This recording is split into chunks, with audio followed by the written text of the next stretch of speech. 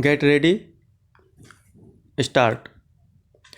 It is said that civilization has deprived man of his love of nature, and it is only necessary to observe the small proportion of city dwellers who delight in the out of doors life to find confirmation of this statement.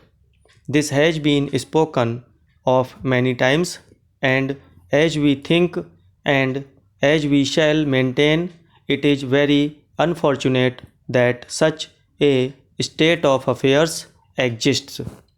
Nature is ever striving after perfection, and this is the one great lesson of life we have to learn, that the greatest happiness is to be found in the pursuit of perfection, for as Stevenson says, it is more blessed to travel than to arrive.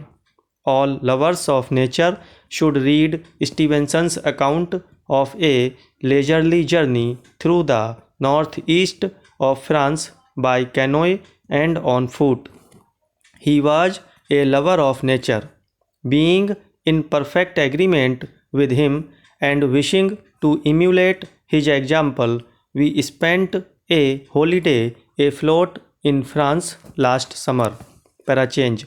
We have been informed of the proposed meeting of your county association on Wednesday next, and to us it appears that as soon as the members realize the state of affairs, they will only too glad to postpone a definite decision. We are of the opinion that there are many who have not agreed with the attitude of the executive and who do not wish the proposals to be carried into effect.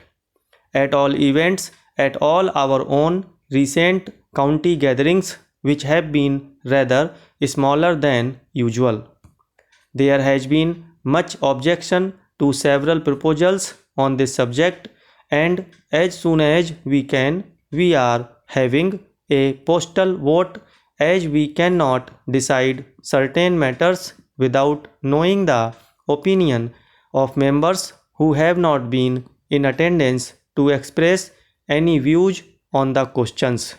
Stop.